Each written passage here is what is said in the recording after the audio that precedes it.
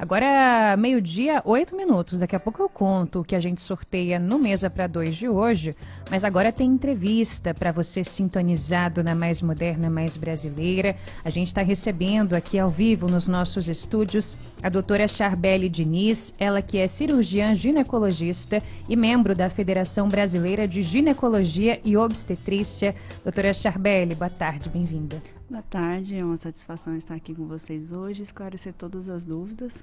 Vamos lá, um prazer tê-la, obrigada por ter aceitado o nosso convite.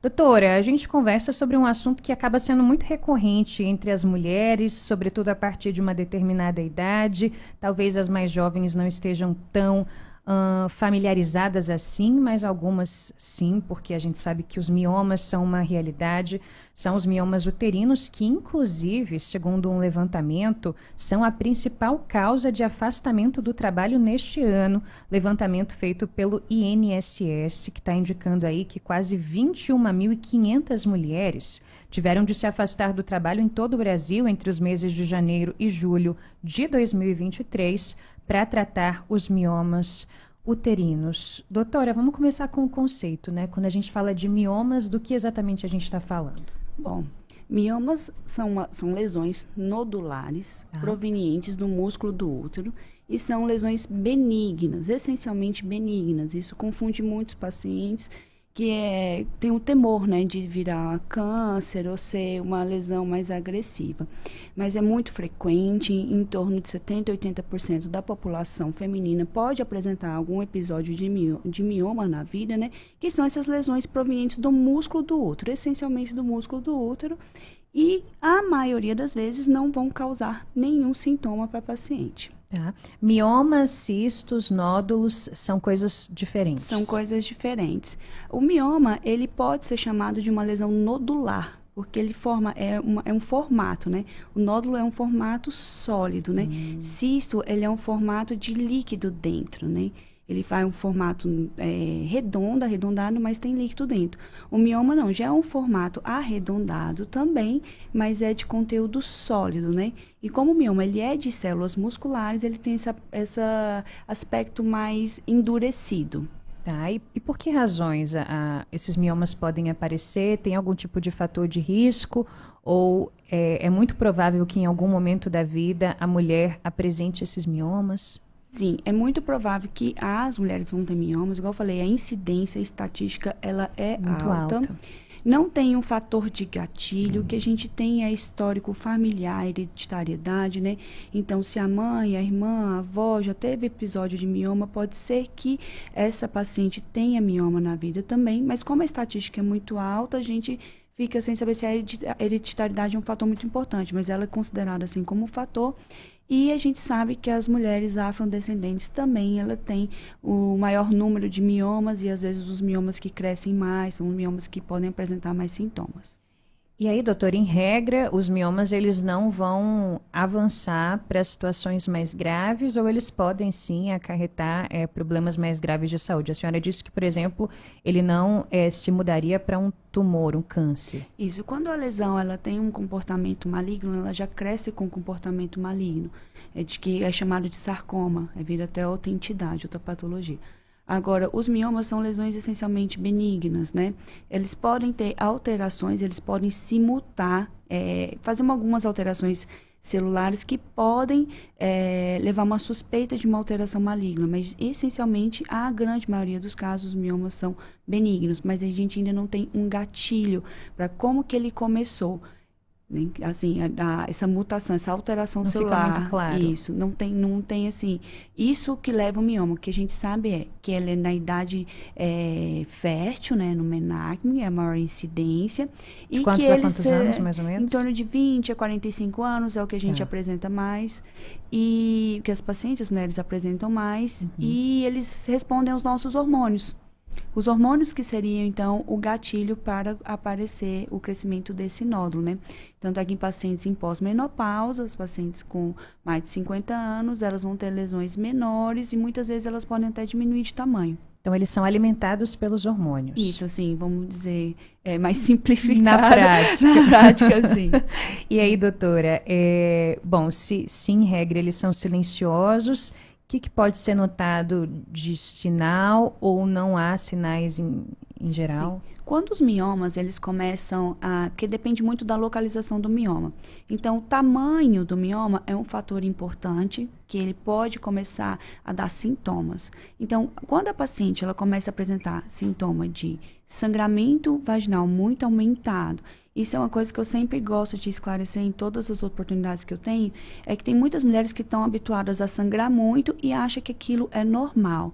Então, o que a gente tem que sangrar em um ciclo menstrual inteiro é metade de um copo de requeijão, por exemplo, em torno de 80 ml.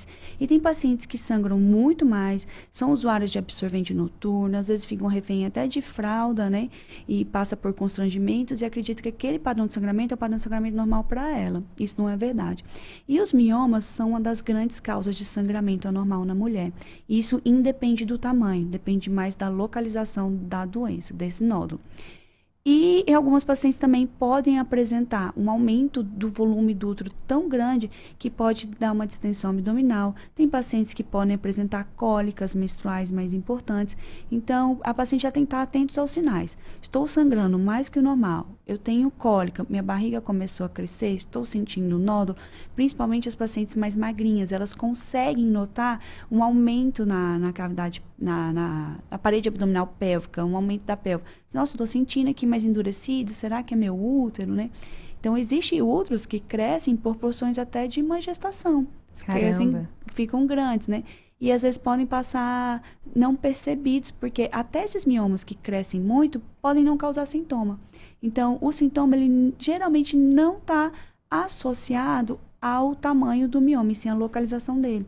Então, um mioma de um tamanho de uma ervilhinha, se ele estiver dentro do útero, ele pode causar muito sangramento. Mas se ele estiver fora do útero, a paciente pode apresentar nenhum sintoma. Agora, um mioma de o tamanho de uma laranja mais para fora do útero, a paciente às vezes pode demorar a fazer esse diagnóstico.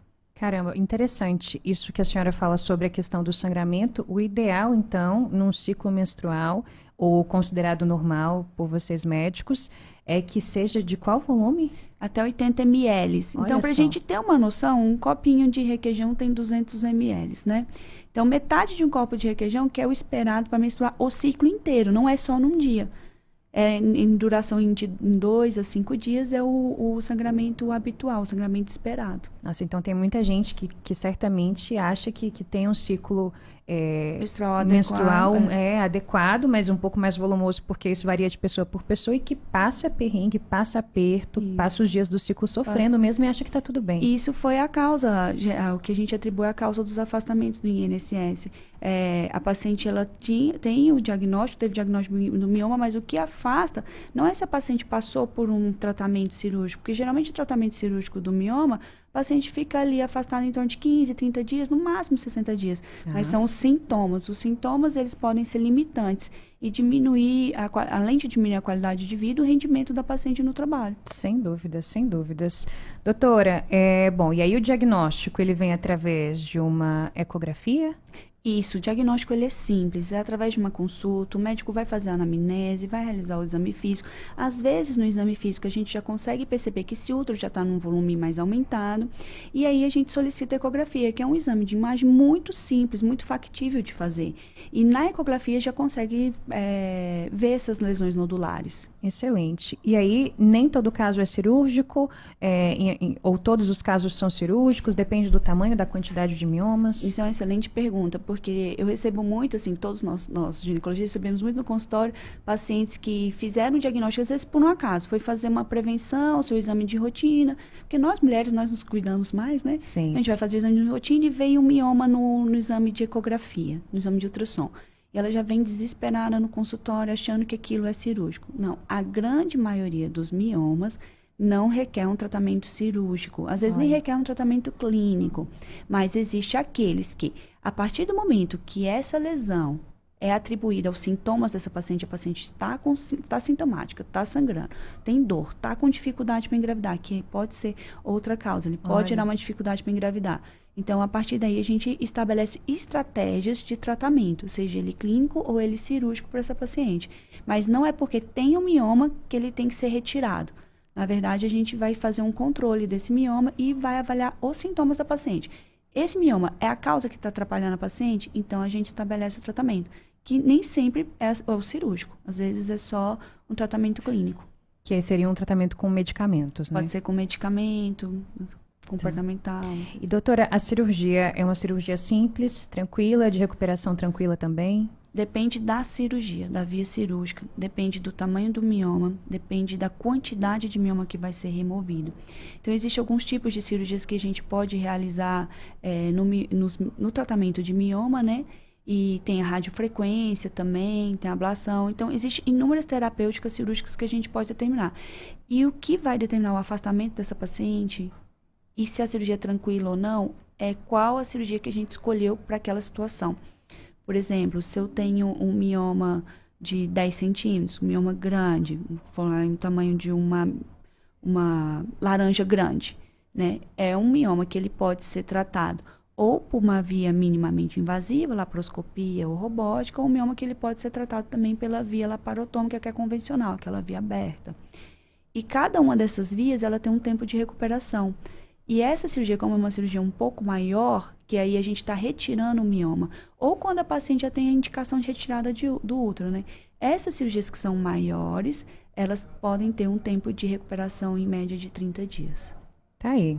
Doutora, então acho que o recado que fica após esse excelente papo sobre os miomas uterinos é a importância de se conhecer, de entender quando há algo atípico, de sempre, ou de não abrir mão, não é, das consultas pelo menos anuais ou semestrais com o ginecologista, para que você tenha ali seus exames em dia e possa descobrir no comecinho se houver algum tipo de mudança sim. Exatamente. O mais importante é a mulher estar atenta ao seu corpo, o comportamento do seu corpo e não aceitar que sangrar muito é normal, não aceitar que ter cólica é normal, nada disso. Isso é sinais do corpo mostrando pra gente que tem alguma coisa ali que pode estar atrapalhando.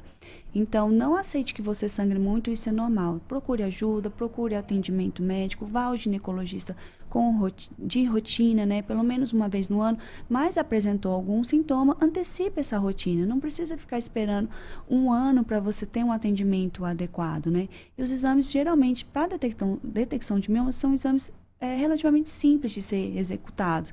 Então, aí fica a minha dica, observe seu corpo, observe seus sintomas e procure ajuda assim que você notar que tem uma coisa que não está indo bem. Muito bem. Agora é 12h20, excelente conversa. Essa foi a doutora Charbeli Diniz, cirurgiã ginecologista e membro da Federação Brasileira de Ginecologia e Obstetrícia. Doutora Charbeli, obrigada por hoje, volte sempre a Nova Brasil. Muito obrigada, gente. Até mais.